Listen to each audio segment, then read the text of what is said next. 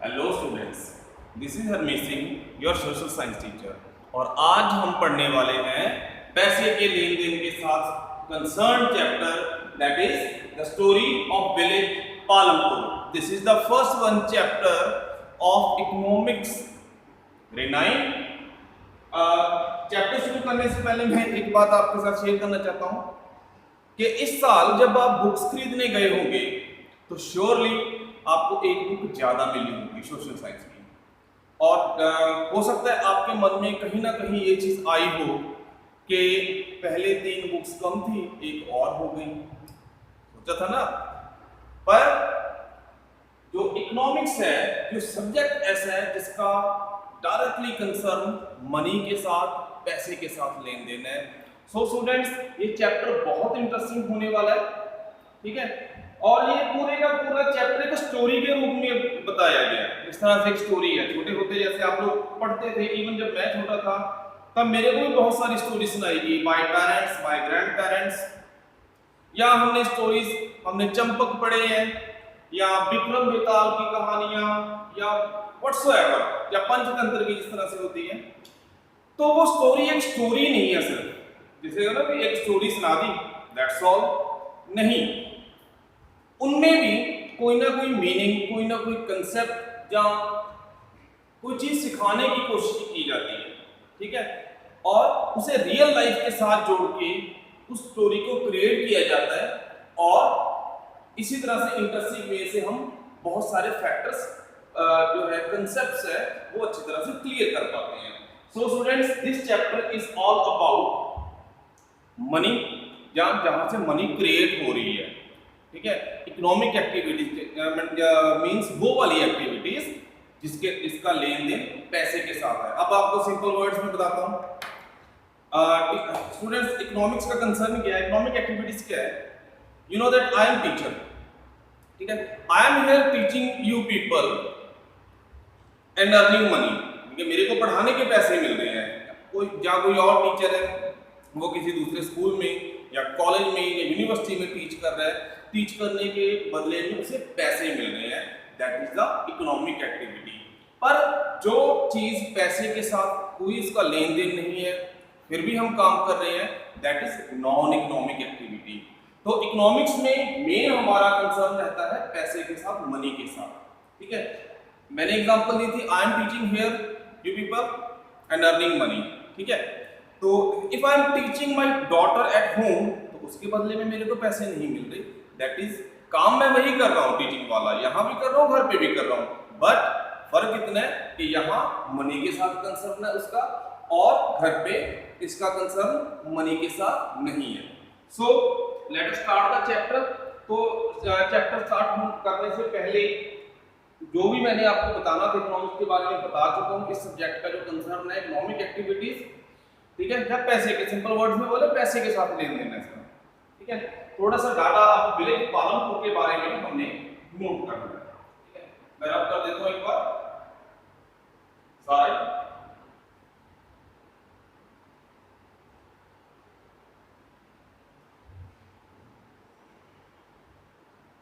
ठीक है। पालमपुर,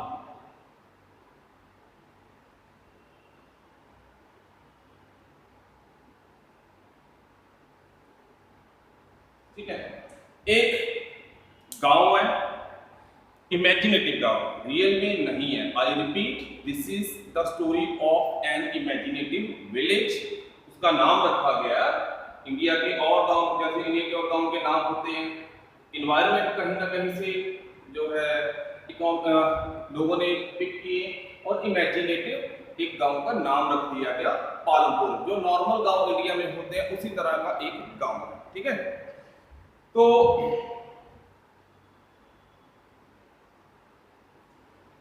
जो पालमपुर गांव है उसमें जो मेन एक्टिविटी है, ये पॉइंट्स नोट करते जाना, मैं आपको पॉइंट्स में लिखवाऊंगा, और आप इसके बाद इसकी डिस्क्रिप्शन कैसे भी लिख सकते हैं। मेन एक्टिविटी,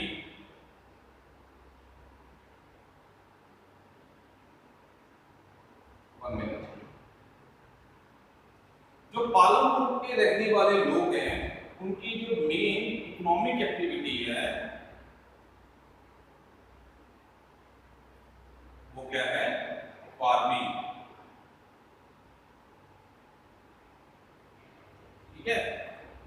में जितने भी लोग रहने वाले हैं पालमपुर के, उनकी मेन जो ज्यादातर लोग कौन सी एक्टिविटी करते हैं? फार्मिंग। अब ये फार्मिंग भी एक इकोनॉमिक एक्टिविटी है। क्यों? फार्मिंग करते हैं, बीज लेके आते हैं, तब इन्हें पैसा देना पड़ता है। जब ये अपनी फसल किसान बेच के आते हैं तो ये पैसा लेते हैं, तो यहाँ पर मनी इन्वॉल्व है। That's why farming is an economic activity. ठीक है, एंड मेन एक्टिविटी होगी एंड सम अदर एक्टिविटीज।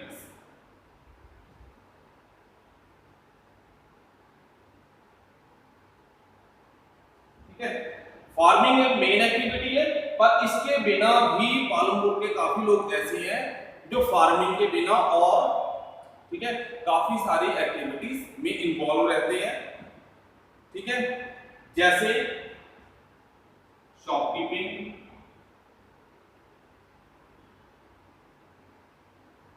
जैसे transportation,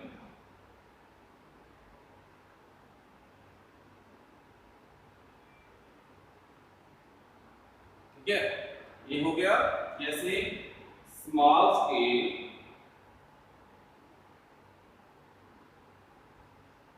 manufacturing,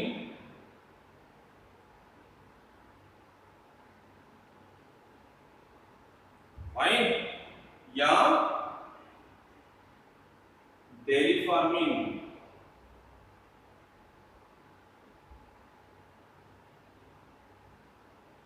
students please note कर लीजिएगा कि पालमपुर की जो टोटल पॉपुलेशन है, जो लोग रहने वाले हैं, उनकी मेन एक्टिविटी है that is the farming. But farming के बिना भी काफी लोग हैं जो अदर एक्टिविटीज में इन्वॉल्व रहते हैं, like shopkeeping, like transportation, like small scale manufacturing, like dairy farming. ये कुछ अदर एक्टिविटीज हैं जो पालमपुर के लोग करते हैं। ठीक है, पॉइंट नंबर 1 आपने आई होप नोट कर लिया होगा। पॉइंट नंबर 2 करिएगा, मैं यहां से रख कर देता हूं।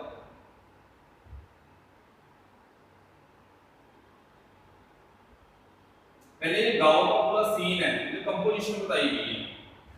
ठीक है, कि कितने लोग हैं, कौन क्या करता है। ठीक है, टोटल फैमिलीज कितनी है वहां पर? 450 फैमिलीज हैं। नोट करिए, total number of families are 450। ठीक है, total number of families and they belong to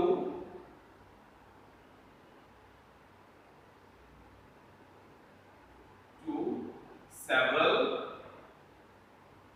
castes। इनके जो 450 फैमिली है, उन सारी की सारी फैमिलियों की कास्ट एक नहीं है, सेवरल है। ठीक है जी, out of this 450 80 families belongs to upper caste. ठीक है, उन 450 फैमिलियों में से 80 फैमिलियां ऐसी हैं जो अपर कास्ट होती है ना, upper caste, lower caste, middle class. ठीक है, तो 80 फैमिलीज अपर क्लास को बिलोंग करती हैं। ठीक है, 1/3, सॉरी ये 1/3 वाला बात कर खाता हूं पॉइंट। ठीक है, ये जो इनके इसके अंदर पॉइंट्स आते हैं। ठीक है, they has majority of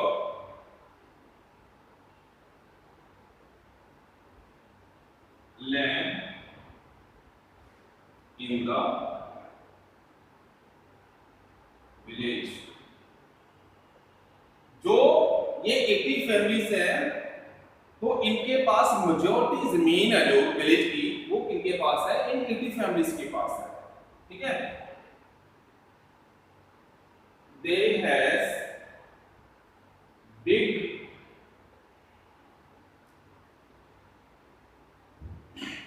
big and cemented houses, ठीक है।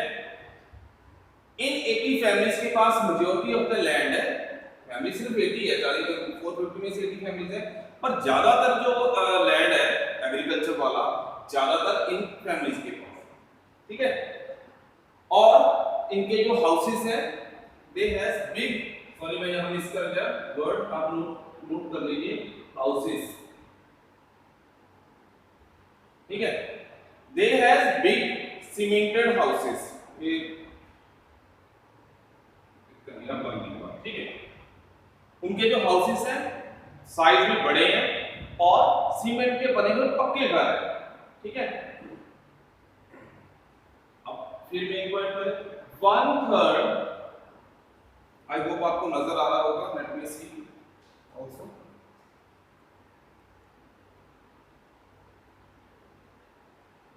थोड़ा सा कर देता हूं, हां now it's quite visible, yes.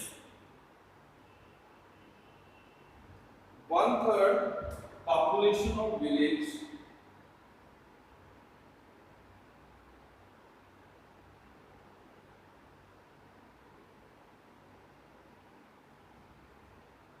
are Dalits, ठीक है। तो टोटल पॉपुलेशन है जो 450, उनमें से 1/3 पॉपुलेशन किसकी है? दलित्स की, people belonging to lower caste, ठीक है, as per scheduled in our constitution, ठीक है। 1/3 जो पॉपुलेशन है वो किनकी है? दलित्स की है। they are living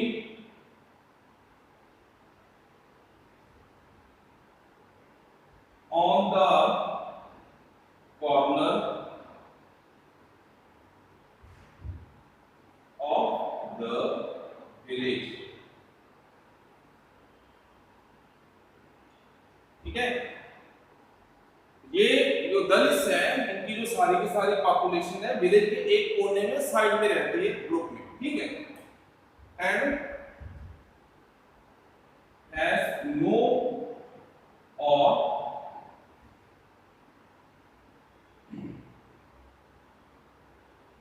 जैसे बोला जाए नो और फ्यू लैंड, जहां तो दलित के पास जमीन नहीं है या है तो बहुत कम है, ठीक है। ये इसकी इंट्रोडक्शन है। एक और चीज मैं यहां लाइन मैंने लिखनी है पर यहां स्पेस आपको नजर नहीं आ रही होगी, मैं एक बार यहां से रख करके आगे कंटिन्यू करता हूं दलित वाले पॉइंट को।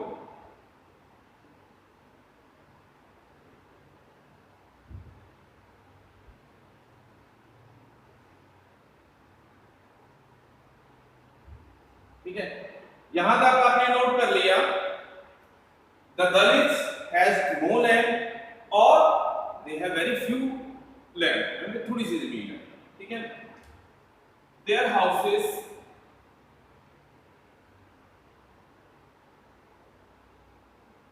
Are small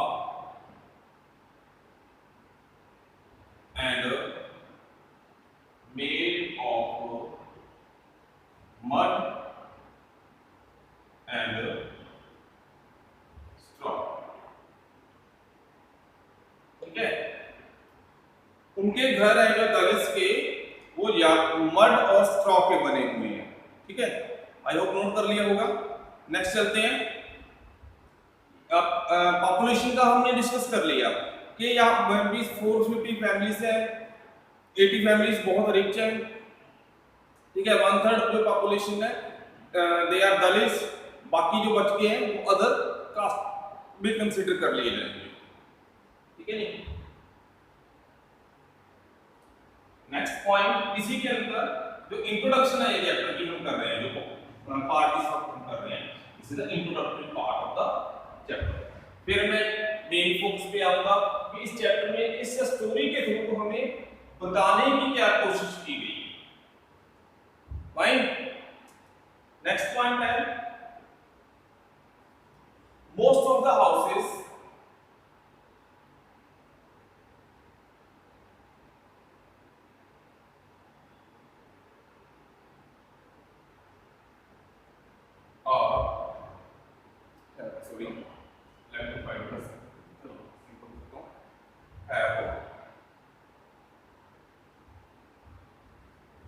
electric connections.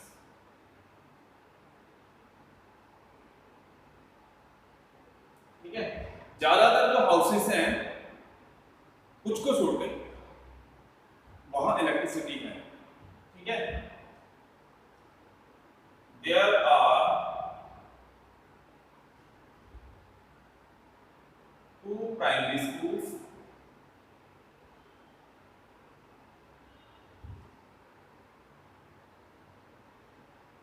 and 1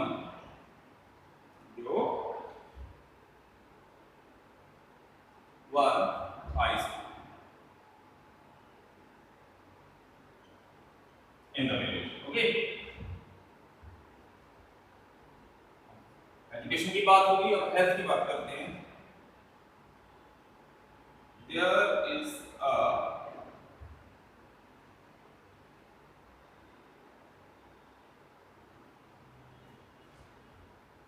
primary health centre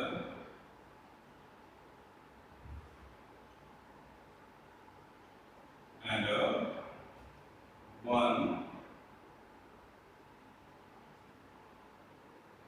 primary health center and 1 private clinic। तो हेल्थ की फैसिलिटी भी यहाँ अवेलेबल है। ठीक है, तो जो सिक को ट्रीट करने के लिए यूटिलाइज किया जा सकता है। ठीक है, यहाँ तक हो गया। नेक्स्ट करते हैं इसकी ट्रांसपोर्टेशन की या लोकेशन की बात करते हैं। ठीक है, पालमपुर इज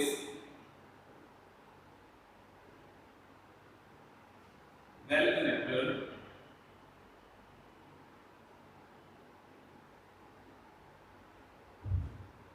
विलेज। अब वेल कनेक्ट हो गया, समझ लो यहाँ पर ट्रांसपोर्टेशन भी अवेलेबल है। ठीक है, सड़कें और जो सब सड़कें होती हैं वो सारी यहाँ पर अवेलेबल है। एंड उसके नियर वाले जो अलग जो टाउन्स हैं, मंडियां आती हैं जिसे बोलते हैं, वो है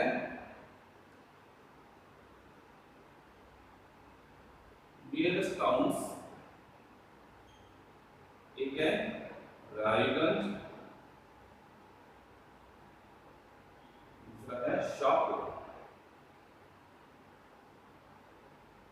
ठीक है, किसान अपनी फसल उगाते हैं, हार्वेस्ट करते हैं, उसके बाद वो जाके मंडियों में बेचते हैं। ये नजदीक वाली मंडी है।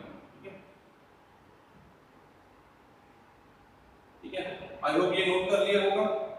तो पॉइंट नंबर 1 में हमने मेन बात की थी, the people of Palampur are concerned और they have 2 type of activities. Main activity कौन सी बताई थी मैंने? Farming activity.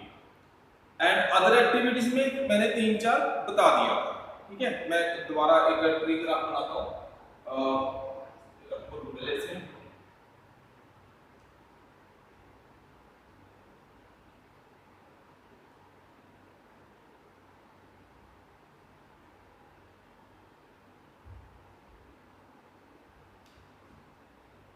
Types of activities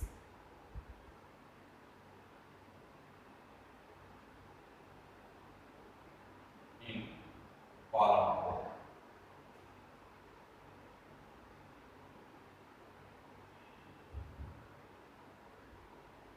ठीक है, मेन एक्टिविटी कौन सी बताई थी मैंने? फार्मिंग। दूसरी क्या थी? Other activities.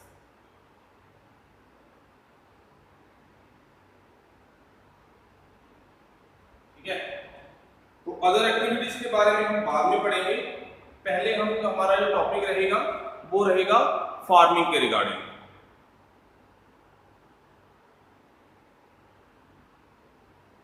ठीक है, तो एक बार मैं इसे रब करता हूं, उसके बाद फर्दर प्रोसीडिंग करेंगे।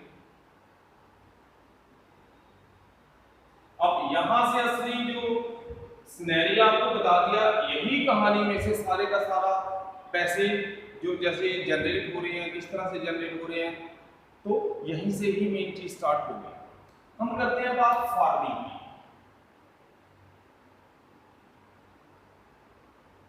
ठीक है।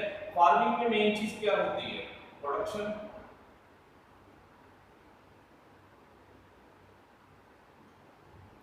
प्रोडक्शन ऑफ क्रॉप्स,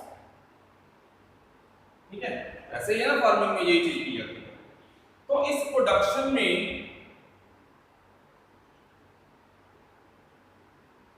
रिक्वायरमेंट में किस चीज की रहती है कि जो क्रॉप्स की प्रोडक्शन कर सके। सबसे पहली आती है लैंड, ठीक है। अगर कोई भी चीज की प्रोडक्शन करनी है, चलो ये तो मान लो प्रोडक्शन कर रहे हैं हम क्रॉप्स की, अगर मैंने इस चीज की मार्कर की प्रोडक्शन भी करनी है या इस क्लोथ की प्रोडक्शन भी करनी है तो उसके लिए लैंड चाहिए होगी। अब आप शायद पूछोगे भी जो सर ये वाला जो पेन है, ठीक है, ये पेन है और ये पेन सॉरी मार्कर, तो इसे बनाने के लिए लैंड की क्या जरूरत पड़ेगी?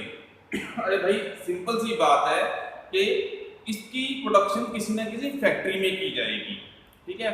और फैक्ट्री एस्टेब्लिश करने के लिए लैंड चाहिए होती है, हवा में ये इसकी प्रोडक्शन नहीं की जा सकती। सो इन द सेम वे अगर किसी भी चीज की प्रोडक्शन करनी है not only of the crop, तो वहां लैंड रिक्वायर्ड रहता है, ठीक है। दूसरा लेबर,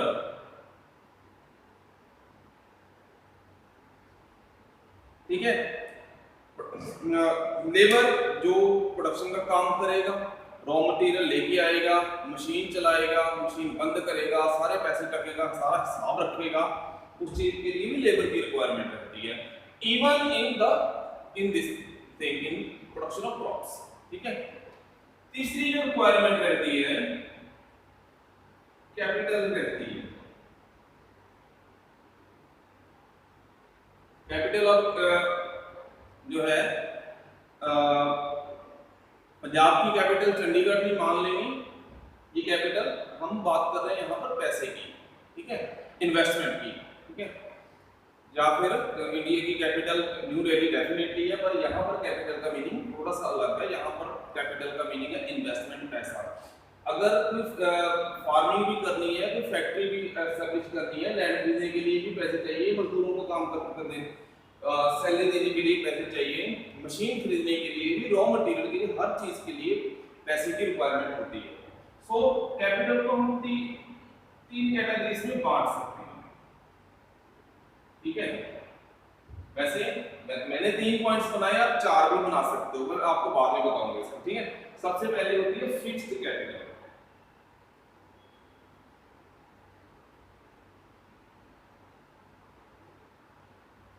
फिक्स्ड कैपिटल वो होती है जो एक बार इन्वेस्ट कर दी जाए, एक बार लगा दी जाए तो वो परमानेंटली फिक्स रहती है, चेंज नहीं होती। फॉर एग्जांपल एग्रीकल्चर करने के लिए जो लैंड है एक फिक्स्ड कैपिटल की तरह होती है, जो हमने पैसे देके खरीदनी है या खरीदे। फैक्ट्रियों में मशीनें एक लगा दें, एक मशीन लगा दें और वो प्रोडक्शन करते ही जाएगी। ऐसा नहीं है कि एक मार्कर या एक कोई चीज प्रोड्यूस करने के बाद हमें नई मशीन की जरूरत पड़ती है, नहीं, क्योंकि वो वन टाइम इन्वेस्टमेंट है। एक और एग्जांपल बताता हूं आपको मैं, जैसे मैंगो के बाग हो गए, गार्डन्स हो गए, ठीक है, एप्पल ऑर्चर्ड हो गए, वहां पर जो प्लांटेशन की जाती है, जो प्लांट्स लगाए जाते हैं पर्टिकुलर इसके फ्रूट्स के, तो एक किस्म की वो फिक्स्ड कैपिटल है, एक बार उन्हें इंस्टॉल कर दिया, उसके बाद उसकी फसल बार बार हर साल होती रहेगी, ठीक है, तो फिक्स्ड कैपिटल। दूसरी होती है वर्किंग कैपिटल।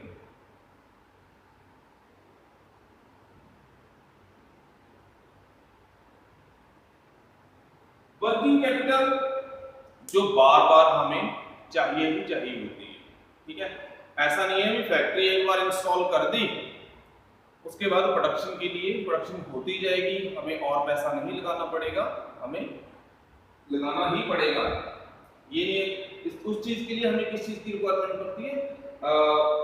वर्किंग कैपिटल की। एग्जांपल बताता हूं, वर्किंग कैपिटल की अगर एग्जांपल लगा लो आप, मनी, पैसा लगा लो।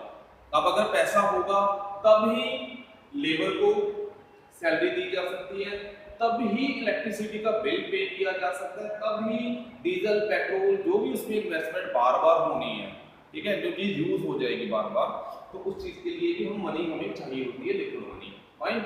जैसे ये मार्कर बंद तो गया, इसमें अंदर जो इंक है वो बार बार खत्म हो जाएगी, तो मार्कर वाली कंपनी को इंक बार बार खरीदनी पड़ेगी ताकि नए मार्कर बनाए, इंक डालने, इस तरह से, ठीक है।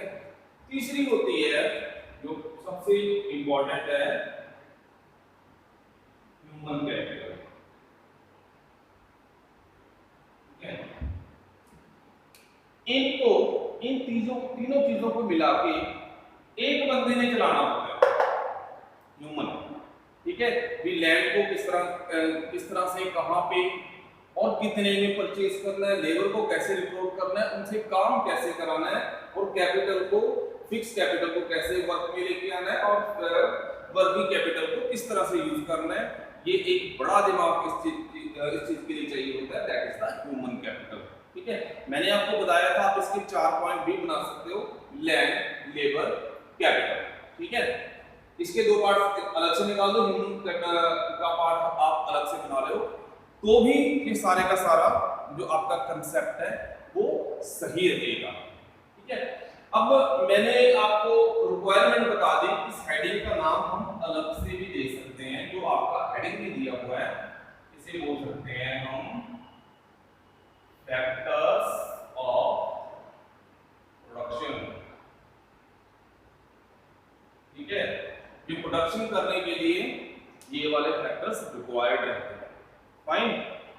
तो मैंने ज्यादातर आपको, हम कर तो रहे थे फार्मिंग की बात, ज्यादातर आपको एग्जांपल मैंने दे दी फैक्ट्री की, पर हम दोबारा फिर किसानी लाइफ पर, एग्रीकल्चर लाइफ पर वापस आते हैं, ठीक है। मैं अब इनको with the example of agriculture आपको एक्सप्लेन करता हूँ, ठीक है। ये पहले सारा रख कर दो, थोड़ा सा बोर्ड फ्री हो जाएगा।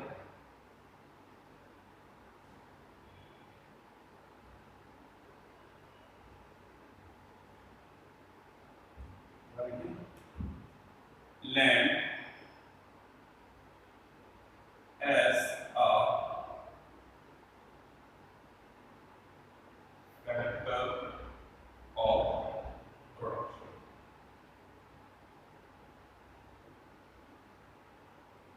लैंड को हम कंसीडर करें as the factor of production, किस तरह से कंसीडर कर सकते हैं? तो लैंड को एक फैक्टर ऑफ प्रोडक्शन किस तरह से कर सकते हैं कि लैंड में एग्रीकल्चर की जाती है, ठीक है, and we get water from land, underground में वाटर होता है, हमें लैंड से मिलता है, फॉरेस्ट एंड मैनी मिनरल्स, जो सारे के सारे हमें लैंड से ही मिलते हैं, that's why we can consider land as the factor of production.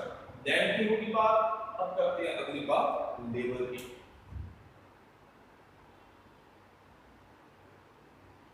Labour as a factor of production, इसमें तो कुछ ज्यादा एक्सप्लेन करने वाला है नहीं, ऑब्वियसली कोई भी प्रोडक्शन करनी है, चाहे वो क्रॉप्स की है, चाहे वो एप्पल ऑर्चिड की है, चाहे वो फैक्ट्री या मिल्स की रहेगी, तो उस चीज के लिए लेबर रिक्वायर्ड रहती है, यहाँ दोनों किस्म की लेबर रिक्वायर्ड होती है, स्किल्ड एंड अनस्किल्ड, ठीक है। लेबर का काम क्या होता है? प्रोडक्शन के प्रोसेस को पूरा कर देना, ठीक है, रॉ मटेरियल को मशीन में डालना, या खेतों में बीज को बीज देना, ठीक है, वाटर सप्लाई करना, वहां पर इरिगेशन करना, वाटर क्रॉप की हार्वेस्टिंग करना, हर एक चीज के लिए लेबर रिक्वायर्ड रहती है, that's why we can consider labour as the factor of production. Next आते हैं हम कैपिटल, ठीक है। कैपिटल के मैंने आपको 3 पार्ट बताए थे, अब मैं पार्ट नंबर 1 से ही शुरू करता हूं। फिजिकल कैपिटल, फिजिकल लगा लीजिए या फिक्स्ड लगा लीजिए, ठीक है। इसमें कौन कौन सी चीजें आ सकती हैं? फिक्स में जनरेटर्स,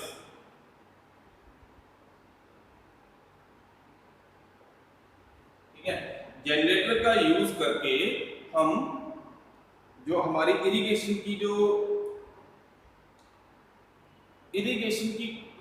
क्वालिटी को और इम्प्रूव कर सकते हैं, हार्वेस्टिंग अच्छी हो जाएगी, क्रॉप अच्छी हो जाएगी।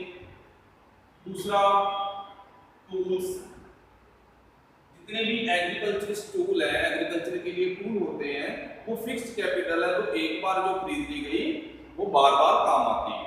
ठीक है, ऐसा नहीं एक बार यूज करने के बाद उसको फेंकना पड़ता है। तीसरा, मशीन्स, फाइन, ठीक है। चौथा, टर्बाइन्स, जिससे हम वाटर अपलिफ्ट कर सकते हैं। जब बहुत दूर से, मानो देखो पहले क्या होता था, नहीं, जो फार्मर होता था वो डिपेंड करता था रेनफॉल पर, वो पूरे साल में एक ही फसल कल्टीवेट करता था, बहुत साल पहले। देन आफ्टर ग्रीन रेवोल्यूशन आया, जहाँ बहुत सारी कैनाल्स बना दी गई, उसके बाद इरिगेशन फैसिलिटीज किसानों को मिलने लगी, वो साल में एक बार की बजाय 2-3 क्रॉप उगाने लग गए। ठीक है, कई किसानों के खेतों तक उनकी जो कैनाल है उसका वाटर नहीं पहुंच सकता था। अब बहुत दूर से अगर पानी लेके आना चाहिए, उसके लिए टरबाइन वगैरह हमें चाहिए, या पंप ऐसा चाहिए होता है कि बहुत 1 या 2 किलोमीटर दूर से जहाँ पर भी कैनाल है वहाँ से पानी खींच के अपने खेत तक लेके आना। तो इन सारी चीज़ों को यूज करके एग्रीकल्चर में या क्रॉप में इंक्रीमेंट होगा। फाइन, तो फिक्स्ड कैपिटल का ये रहेगा। देन हम आते हैं working capital as the factor of production.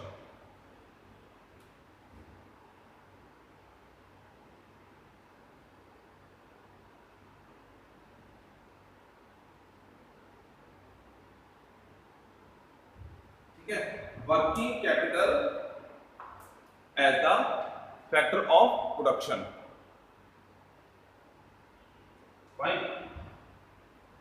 इसमें कौन कौन सी चीजें आ सकती हैं from the point of view of agriculture? इसमें आ सकते हैं सीड्स, बार बार यूज करने पड़ते हैं। ठीक है, यूरिया। तीसरा, पेस्टिसाइड। ठीक है, ये सारी चीजें प्रिकॉशंस में, ठीक है, ये सारी की सारी चीजें वन टाइम यूज के लिए होती हैं, बार बार उसे खरीदना पड़ता है। In this way working capital is used in the agricultural activities. Next पे आते हैं ह्यूमन कैपिटल।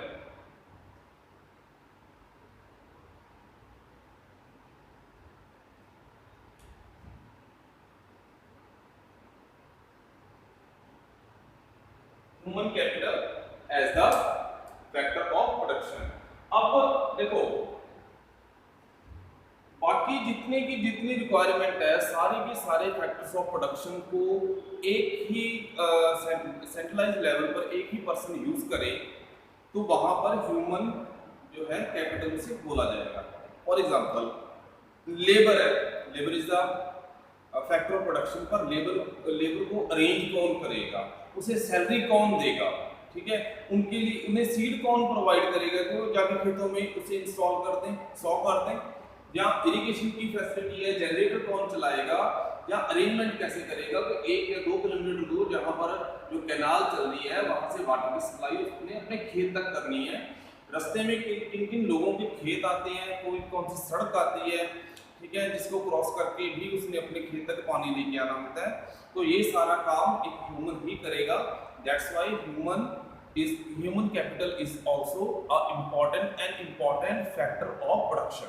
फाइन, तो यहां तक तो आपने क्लियर कर लिया, हमें ये चीज पता लगी कि ये सारी चीजें जो होती हैं प्रोडक्शन के लिए यूज होगी। बट यहां पर एक ट्विस्ट आ रहा है। ट्विस्ट क्या है? टॉपिक भी है, land is fixed.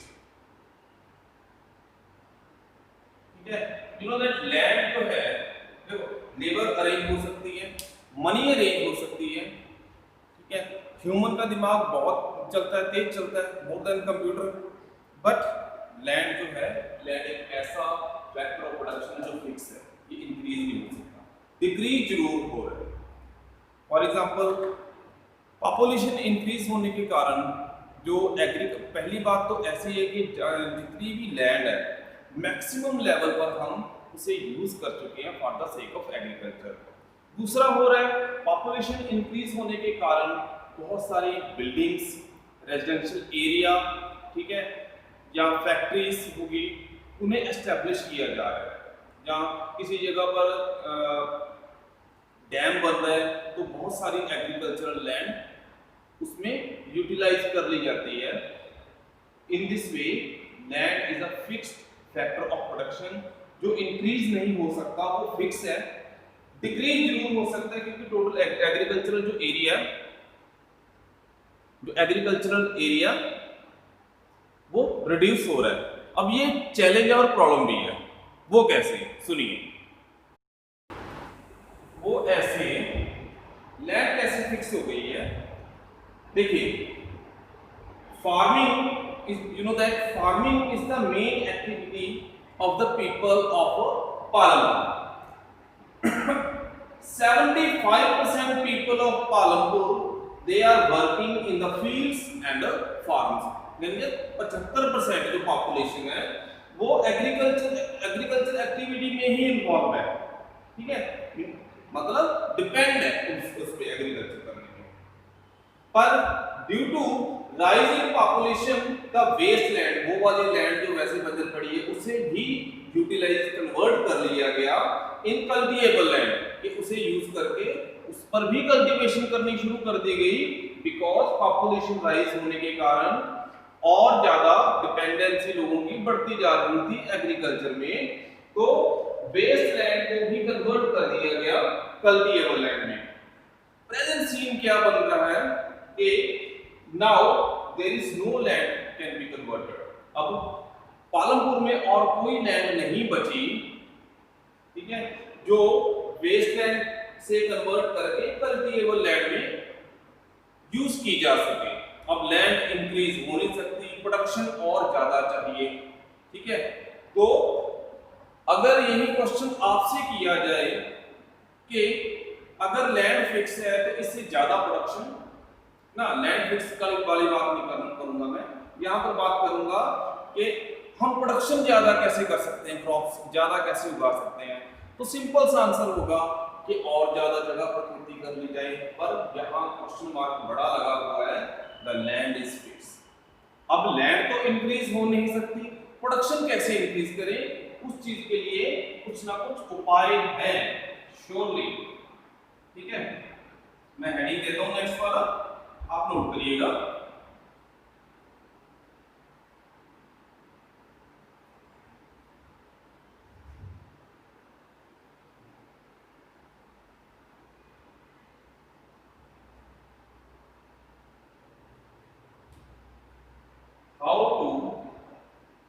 how we can increase production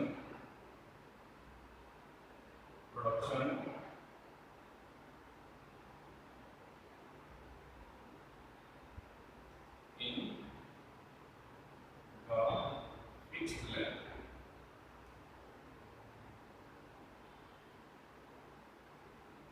ये लैंड फिक्स है, अब उससे प्रोडक्शन कैसे इंक्रीज हो सकती है। तो यहां पर पॉइंट्स लिख सकते हैं, बना बनाया क्वेश्चन है 5 नंबर का, ठीक है। यूज ऑफ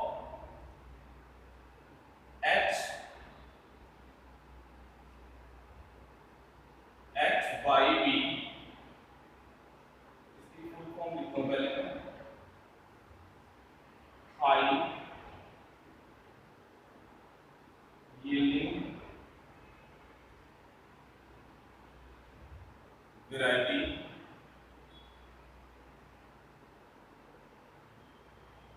HYB लिखूंगा नेक्स्ट टाइम से मैं सीड्स, ठीक है। तो प्रोडक्शन कैसे इंक्रीज की जा सकती है कि हाई यील्डिंग वैरायटी के सीड्स है वो यूज किए जाएं। एक आपको बताता हूं, लेट 1960s में इस टाइप के जो बीजों की प्रोडक्शन की जाने लगी और गवर्नमेंट इसे और ज़्यादा प्रोत्साहन दे रही थी कि इस टाइप के हाई यील्डिंग वैरायटी के सीड्स यूज करो। ये वाले सीड्स यूज करने से जो प्रोडक्शन है ज़्यादा होती है। फाइन, ये सिस्टम जो ग्रीन रेवोल्यूशन का सिस्टम था, जो आया हरी क्रांति का, ये लेट 60s में आया, ठीक है। और तब से ही जो प्रोडक्शन है, क्रॉप की प्रोडक्शन है, वो इंक्रीज हो रही है, ठीक है। सबसे पहले हम यही कर सकते हैं कि अगर प्रोडक्शन उस लिमिटेड लैंड में ज्यादा करनी है तो हम उसके लिए high yielding variety HYV seeds use कर सकते हैं। दूसरी चीज हम यूज कर सकते हैं fertilisers.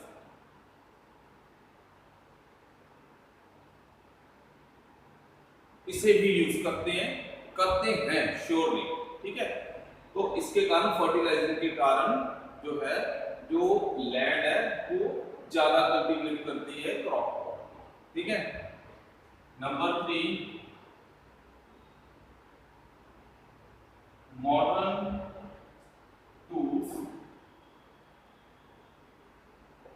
Modern machinery tools use किए जाते हैं ये प्रोडक्शन और ज्यादा हो। देखो पहले क्या होता था, बैल के साथ कल्टीवेशन की जाती थी, बैल के साथ जैसे प्लंगिंग की जाती है, उसका एक ही चोंच होती है, मुंह होता है, ठीक है, पंजाबी में इसे फड़ा बोलते हैं। तो आज जो है, जो मॉडर्न टूल्स है जैसे थ्रेशर्स है या फिर प्लंग है, वो काफी बड़े साइज में अवेलेबल है, ट्रैक्टर का यूज किया जाता है, ठीक है। तो बहुत जल्दी और बहुत ही एक्यूरेट तरीके से इसकी कल्टीवेशन की जाती है, यूज किया जाता है इसे। अच्छा, आजकल लेवलिंग मशीन भी आती है। लेवलिंग मशीन देखो, एक चीज बताओ, किस तरह से होती है, वो लैंड के को प्रॉपर लेवल कर देती है। अगर यहाँ पर इरिगेशन की जाए ना, तो वाटर एक प्रॉपर लेवल पर ही पता रहता है, ठीक है, लेवलिंग मशीन से। पर अगर मान लीजिए लेवलिंग मशीन पुराने टाइम में तो यूज नहीं की जाती, तो किसी जगह पर इस तरह से डेप्थ में होगा और किसी जगह पर जो जमीन है ऊंची होगी, और अगर वाटर किया जाए तो यहाँ वाटर ज़्यादा कम हो जाएगा। तो मॉडर्न जो मशीन्स हैं उसे यूज करने से भी बहुत सारी प्रोडक्शन है, जो है प्रोडक्शन इंक्रीज हो जाती है, ठीक है। चौथा, use of pesticide. Pesticide use करने के कारण बहुत सारे पेस्ट, जो कीड़े मकोड़े हैं, मारे जाते हैं और फसल का नुकसान नहीं कर पाते, ठीक है। अब ये इंपॉर्टेंट वाला पॉइंट लिखने जा रहा हूं, इंप्रूव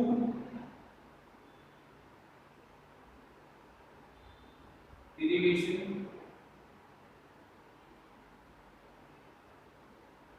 फैसिलिटीज।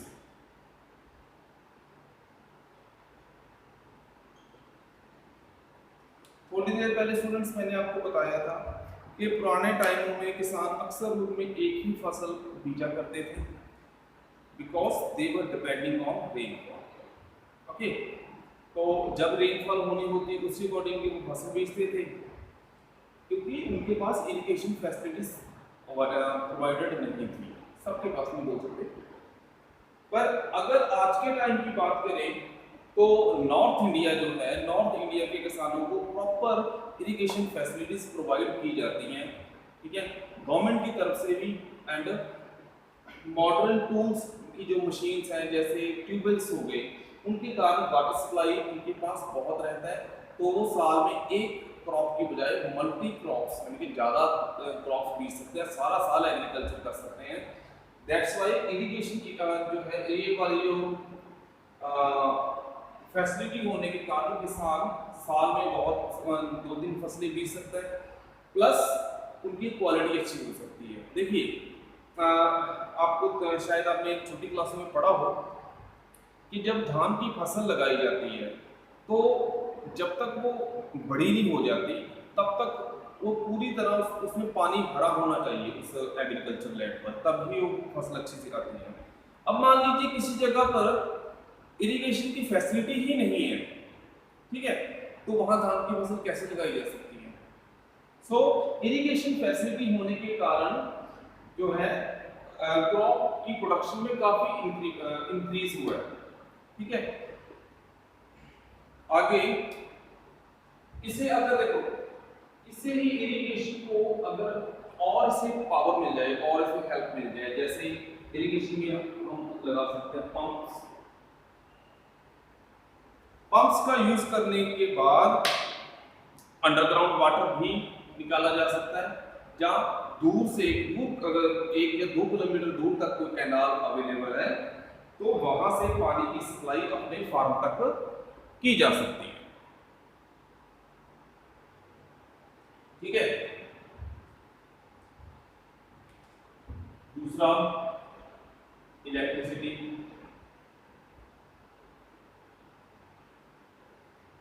अब शायद आपका क्वेश्चन ऐसे होगा कि इलेक्ट्रिसिटी के कारण फसल कैसे ज्यादा बढ़ सकती है? भैया ये पंप है वो इलेक्ट्रिसिटी से भी चलते हैं, ठीक है।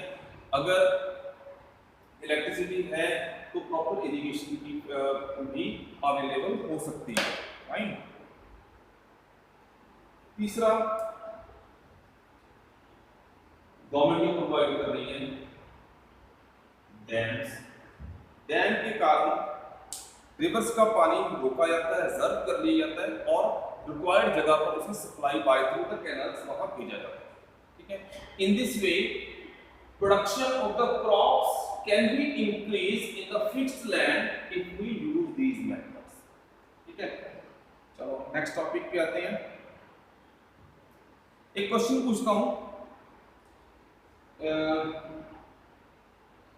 क्या इन सारी चीजों को यूज करने के कारण जमीन का लैंड का कोई नुकसान होता है, या जो लैंड है सस्टेन करेगी लंबे समय के लिए? तो आंसर होगा नो। कैसे? फॉर एग्जांपल ये इसके ही नेगेटिव पॉइंट बता देता हूं मैं। For example high yielding variety जो सीड्स यूज किए जाते हैं, ठीक है, ये डिमांड करते हैं बहुत सारा फर्टिलाइजर का, बहुत सारा पेस्टिसाइड और बहुत सारा वाटर की। अब इसके कारण क्या हो रहा है, जो अंडरग्राउंड वाटर है उसका जो वाटर टेबल है वो डाउन जा रहा है, ठीक है, डाउन जा रहा है। फर्टिलाइजर और पेस्टिसाइड ज्यादा यूज करने के कारण जो लैंड है उस पर प्रेशर बहुत ज्यादा बिल्ड हो रहा है, तो वो प्रोडक्शन तो एक बार ज्यादा कर देगी पर आने वाले जो लंबे समय तक वो सस्टेन नहीं कर पाएगी, ठीक है। सो नेक्स्ट टॉपिक है, नेक्स्ट हेडिंग भी है, इसी तरह कई पॉइंट्स आपको लिखवा देता हूँ, जल्दी जल्दी आप नोट कर लीजिएगा।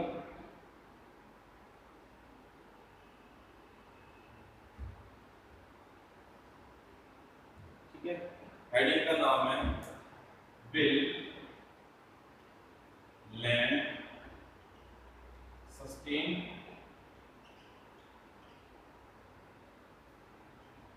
तो आंसर क्या होगा?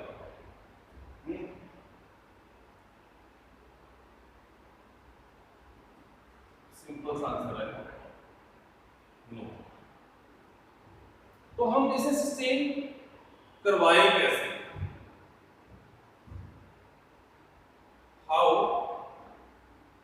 टॉपिक का नाम चेंज कर रहा हूं, हाउ लैंड कैन सस्टेन। अब प्रॉब्लम्स मैंने बता दी, अब इसके सॉल्यूशन भी सुन लीजिए, ठीक है। First, careful use of land as a natural resource।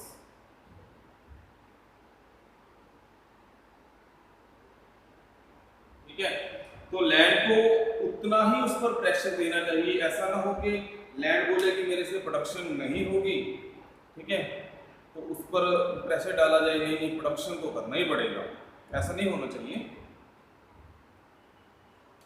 दूसरा, scientific reports should be considered।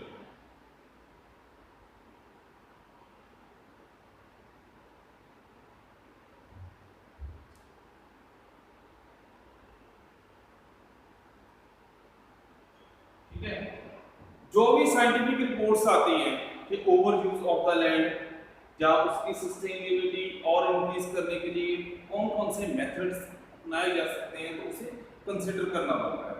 ठीक है, नोट करिए पहले।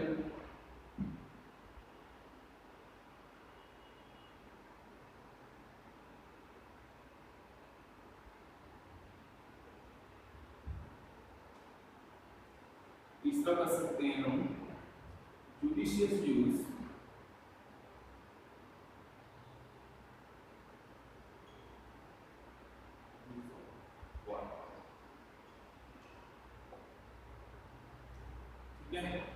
एक लिमिटेड यूज तक वाटर करना चाहिए, उसे वेस्ट नहीं करना चाहिए। और चौथा पॉइंट ऐसे बन सकता है judicious use of pesticides and fertilisers.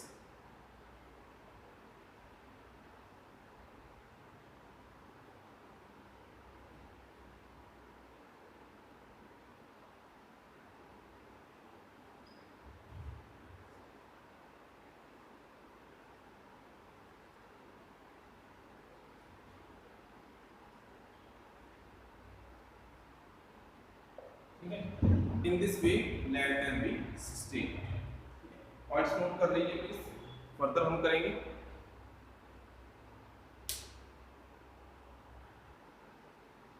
So students, हम पालमपुर के बारे में पढ़ रहे थे और हमने उनकी इकोनॉमिक एक्टिविटीज को दो पार्ट्स में रखा हुआ था, farming activities, non farming activities. सारा हमने डिटेल में कर लिया। ठीक है, तो ये उसका लास्ट वाला पार्ट बनता है कि how land is distributed in Palampur. Palampur में जो टोटल 450 फैमिलीज हैं उनमें जो लैंड है वो किस तरह से डिस्ट्रीब्यूटेड है। ठीक है जी, पॉइंट नंबर 1 इसका लिखा है, out of 450 families 150 Dalit families have no land, या तो उनके पास लैंड नहीं है या बहुत स्मॉल लैंड, वो एग्रीकल्चर से नहीं करते। Out of 450 240 families cultivate less than 2 hectares of land which is unprofitable. बहुत सारे छोटे किसान भी हैं, उनकी गिनती कितनी है 240 की। 60 फैमिलीज ऐसी हैं जो 2 हेक्टेयर से ज्यादा जमीन पर कल्टीवेशन करती है। ठीक है, और कुछ फैमिली ऐसी है जो 10 हेक्टेयर से ज्यादा एरिया पर कल्टीवेशन कर सकती है। तो आप क्लियरली देख सकते हो, यहां पर पिक्चर आ रही है दलित जिनके पास लैंड नहीं है, स्मॉल फार्मर्स जिनके पास बहुत कम लैंड है एग्रीकल्चर करने के लिए, 60 फैमिलीज ऐसी हैं जो मीडियम फार्मर्स हैं जो 2 हेक्टेयर से थोड़ी सी ज्यादा जमीन पर एग्रीकल्चर कर रहे हैं, फार्मिंग कर रहे हैं, और बहुत ही कम फैमिलीज ऐसी हैं, few families cultivate 10 hectares of land. ठीक है, कि बहुत कम फैमिलीज वहां पर पालमपुर में ऐसी है जिनके पास ज्यादातर लैंड है। ठीक है, अब जिस तरह से मैंने बताया था कि फैक्टर्स ऑफ प्रोडक्शन जो होता है, फैक्टर्स ऑफ प्रोडक्शन में नॉट ओनली एक फैक्टर रिस्पॉन्सिबल रहता है for the sake of production, तो लैंड के साथ साथ लेबर भी होनी चाहिए, तभी प्रोडक्शन हो सकती है। तो पालमपुर में जिसकी मेन एक्टिविटी जो है एग्रीकल्चर है, फार्मिंग है, तो वहां लेबर कहां से आती है, लेबर कहां से प्रोवाइड की जाती है? तो मैंने पॉइंट्स ऑलरेडी लिख दिए, पॉइंट नंबर 1, स्मॉल फार्मर्स हैं जो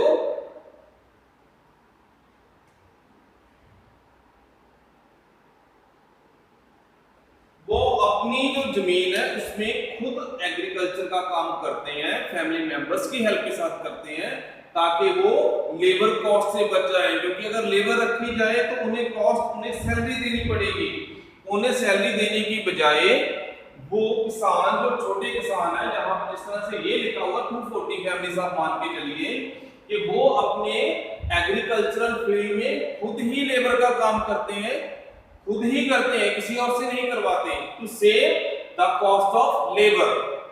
मीडियम किसान कौन से हो गए? ये वाले जो 60 फैमिलीज यहां पर दिखाई गई हैं। तो ये क्या करते हैं? मीडियम और लार्ज, ये दोनों, ठीक है, जो 2 हेक्टर से ज्यादा या 10 हेक्टर से ज्यादा कल्टीवेशन करते हैं, तो वो होते हैं मीडियम और लार्ज फार्मर। वो इसके लिए, कल्टीवेशन के लिए, वो क्या करते हैं? लेबर को हायर कर लेते हैं, ठीक है। हायर कैसे करते हैं? उन्हें पेमेंट करके, उन्हें पैसे देके हायर करते हैं, ठीक है। अब लेबर कौन सी आती है? लेबर होते हैं ये वाले, ठीक है। Labour comes from landless farmers. वो फार्मर जिनके पास अपनी जमीन नहीं होती, वो भी खेतों में काम करते हैं, फील्ड में काम करते हैं एज अ लेबर। वो होते कौन है? लैंडलेस फार्मर्स होते हैं वो। सो इस तरह से लैंड की डिस्ट्रीब्यूशन की गई है, जो इमेजिनेटिव विलेज है पालमपुर। और यहाँ पर लेबर के बारे में बताया कि लेबर कहाँ से आती है, कौन से किसान किस तरह से लेबर हायर करते हैं। कुछ खुद लेबर का काम करते हैं, कुछ हायर करते हैं, कुछ जिनके पास जमीन नहीं होती वो लेबर का काम करते हैं on the cost of money. Okay, तो यहां तक ये टॉपिक एंड होता है जो फार्मिंग एक्टिविटी वाला था। ओके, तो नेक्स्ट हमारा जो छोटा सा टॉपिक रह गया अदर एक्टिविटीज। मैंने आपको स्टार्टिंग में लिखवा दिया था कि agriculture farming is the main activity of village Palanpur, but there are some other activities also which are performed in Palanpur. तो वो कौन कौन सी होती है? नॉन फार्मिंग एक्टिविटी का हेडिंग देता हूं मैं।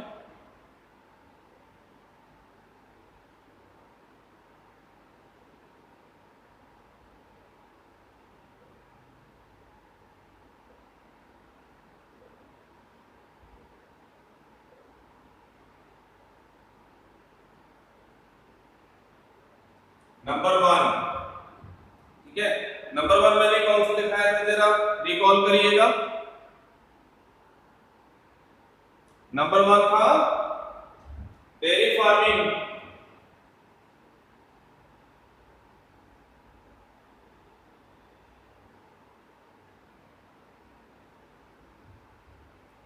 डेयरी फार्मिंग जहां पर पर्सन्स कैटल रखते हैं ताकि उनसे मिल्क की प्रोडक्शन हो सके, that is called dairy farming. This is the first one non farming activity of Palanpur, ठीक है जी।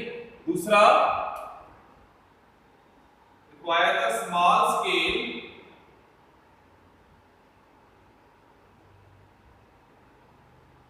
मैन्युफैक्चरिंग,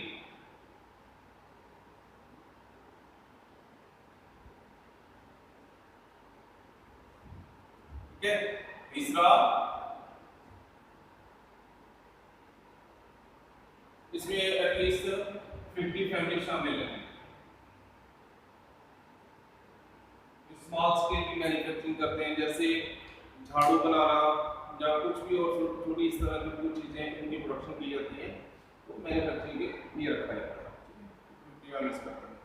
शॉपकीपिंग,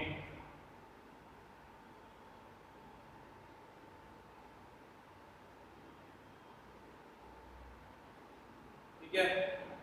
कुछ लोगों ने शॉप भी खोल रखी है, क्योंकि आपको पता है कि Palanpur village is well connected, well electrified village and connected to many या अदर टाउन्स जैसे रायगंज और मैंने शाहपुर का नाम आपको बताया था, वहाँ से मटेरियल लेके आना और अपने पालनपुर में सेल करना, शॉपिंग कीपिंग का काम भी है। यहाँ पर जिस तरह से राइस शुगर में लिखने की कोई बात नहीं थी, ठीक है। कौन कौन सी चीजें यहाँ पर अवेलेबल रहती हैं होलसेल रेट में पहले देख करते हैं।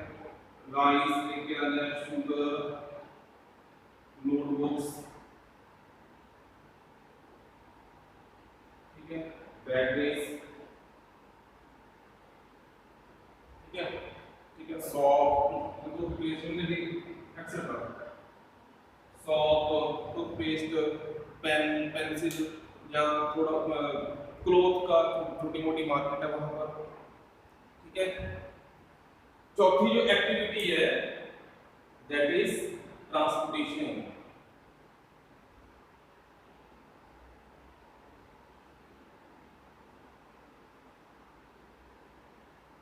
नॉन फार्मिंग की एक्टिविटी है पालनपुर में, काफी रिक्शास हैं। एज आई टोल्ड यू कि Palanpur is the well connected village with the towns. मैंने बताया था कि वहां सड़कें सही है और दूसरी जगह पर दूसरे जो विलेजेस हैं टाउन के साथ वहां पर वो कनेक्टेड है। अवेलेबल ट्रांसपोर्टेशन कौन सी है वहां पर? Rickshaw, tanga, jeep, tractors, truck, traditional bull cars, ये वाली चीजें यूज की जाती हैं as the mean of transportation, ठीक है। काफी लोग इन चीजों पर डिपेंड करते हैं, ठीक है। यहाँ तो मैंने लिख ही दिया स्मॉल स्केल मैन्युफैक्चरिंग में 50 फैमिली शामिल रहती हैं, ठीक है, पर बाकियों में भी कुछ ना कुछ फैमिली शामिल है। एग्जैक्ट इसका डाटा बुक में भी नहीं दिया गया, ठीक है जी। तो ये चैप्टर यहाँ पर एंड होता है। आई होप आप लोगों को ये चैप्टर अच्छी तरह से समझ आ गया होगा, ठीक है। मैंने सिर्फ मीन्स ऑफ प्रोडक्शन नहीं बताए, अब आप इस चीज को सिर्फ चैप्टर को चैप्टर तक मत रखना, इसे रियल लाइफ में भी मैच करके देखना कि कहाँ पर कौन सा बिजनेस, कौन सा काम हो रहा है। आप जिस सिटी को भी बिलोंग करते हैं वेदर वहां पर जो इकोनॉमिक एक्टिविटी है इस तरह से प्रोडक्शन हो रही है, चाहे क्रॉप की है, चाहे सर्विसेज की है, चाहे गुड्स की है, चाहे सर्विसेज की है। आप इस एंगल से आप देखना शुरू करिए। As I told you in the starting of this chapter कि इकोनॉमिक्स है वो बहुत इंटरेस्टिंग सब्जेक्ट होता है। इसका टोटली कंसर्न पैसे के साथ होता है। यहाँ पर जितना भी डाटा इनमें स्टोरी के रूप में सारा एनसीईआरटी ने बताया हुआ है कि उस विलेज पालनपुर है, इमेजिनरी विलेज है, इतनी फैमिली ये करती है, उनकी ये एक्टिविटी है, वो वाली एक्टिविटी है, पर कुल मिलाकर उसका मीनिंग कहाँ पर आ रहा है? वो आ रहा है फैक्टर्स ऑफ प्रोडक्शन। कहाँ पर प्रोडक्शन क्रिएट हो रही है? देखो प्रोडक्शन यहाँ पर भी क्रिएट हो रही है ट्रांसपोर्टेशन में। किस तरह से? यहाँ गुड्स की प्रोडक्शन नहीं हो रही, राइस की प्रोडक्शन नहीं हो रही, पर यहाँ कौन सी चीज की प्रोडक्शन हो रही है? सर्विस की।